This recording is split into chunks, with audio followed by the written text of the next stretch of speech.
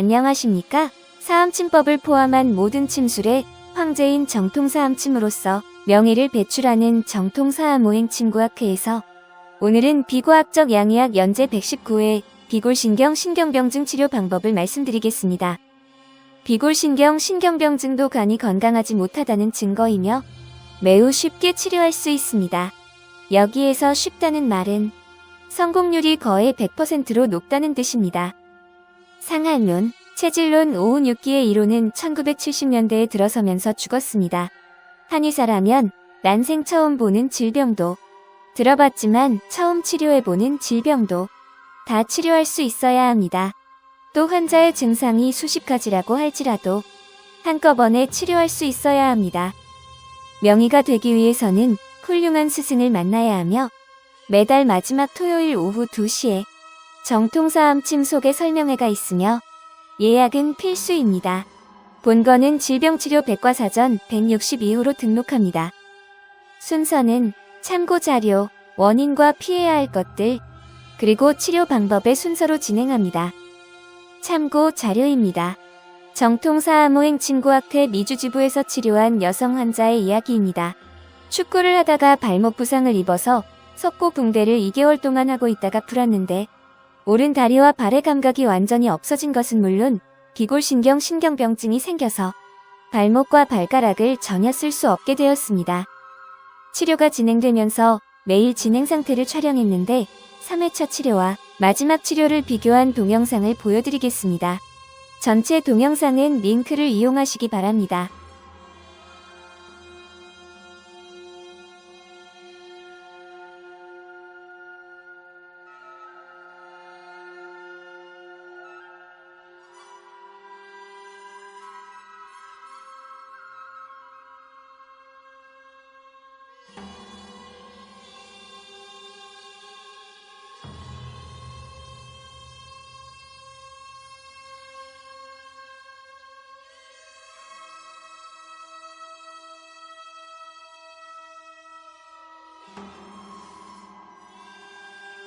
상한론, 체질론, 오운육기의 이론은 당연히 이런 경우를 비롯한 현대인들의 질병을 치료함에는 쓸 수 없는 죽은 학문입니다.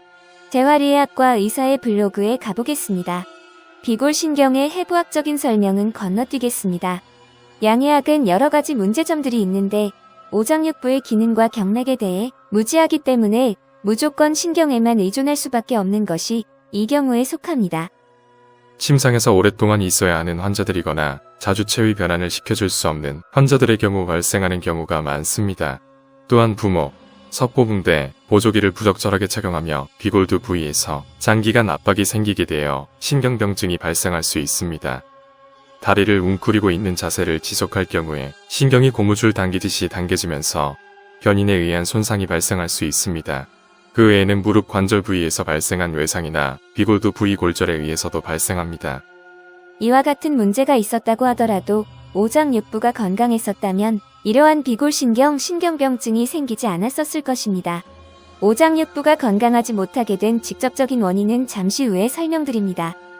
증상: 발목 관절의 발등 쪽으로 굴곡시키는 힘이 약화되는 것이 대표적인 특징입니다. 즉, 발목을 위로 당기는 힘이 약해져서 발목의 하수의 모습을 보일 수 있습니다. 진단: 가장 확실하게 알 수 있는 방법은 근전도 검사입니다. 라고 하나 진단을 할 수 있다고 해서 치료 방법이 있는 것은 아닙니다. 치료: 쿠션이나 보조기 착용으로 무릎 관절 외측에서 압력을 분산시키는 것이 중요합니다. 석고붕대와 같이 고정해야 하는 경우에는 비골두가 눌리는지를 평가하는 것이 필요합니다.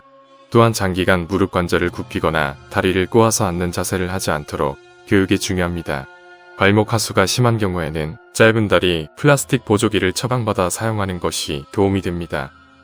이들 대진요법은 환자가 운이 좋다면 도움이 될 수 있지만 근본적인 치료가 아니므로 올바른 치료 방법들이 아닙니다. 보통 통증보다는 근력 저하로 발견하게 되지만 통증이 동반되는 경우에는 경구 비스테로이드 소염제나 초음파 유도 국소 스테로이드 주사가 도움이 될 수 있습니다. 경구 비스테로이드 소염제나 초음파 유도 국소 스테로이드 주사는 심각한 부작용이 있기 때문에 피해야 합니다. 원인들에는 GMO, 백신, 캠트레일, 대추, 인삼, 계피, 마늘 등의 과다 섭취, 과다한 운동, 프로틴 파우더, 각종 양방 검사, 각종 양방 치료 등이 있으며 건강을 해치는 원인을 제거하는 것이 올바른 치료의 첫걸음입니다.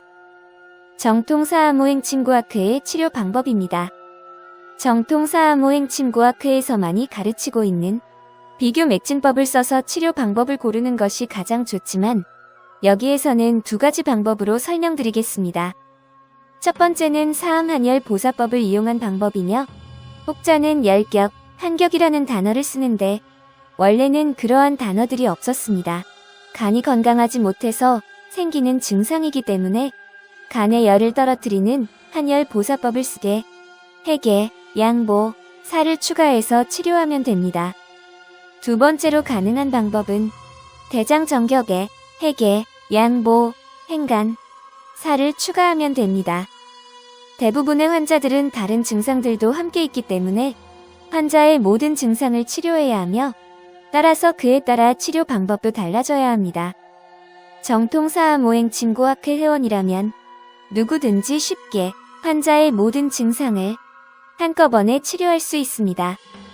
또한 정통사암호행 친구학회에서만 가르치고 있는 김영관 보사법을 쓰지 않으면 원하는 효과를 볼 수 있는 가능성이 낮은 것은 물론 오히려 환자의 건강을 해칠 수까지도 있습니다. 볼을 위한 침이 사로 작용할 수도 있고 살을 위한 침이 보로 작용할 수도 있기 때문입니다. 역사가 증명하듯이 독학으로서 명의가 되는 것은 거의 불가능합니다. 훌륭한 스승을 만나야 명의가 될 수 있습니다. 오늘은 여기까지입니다. 감사합니다. 안녕히 계십시오.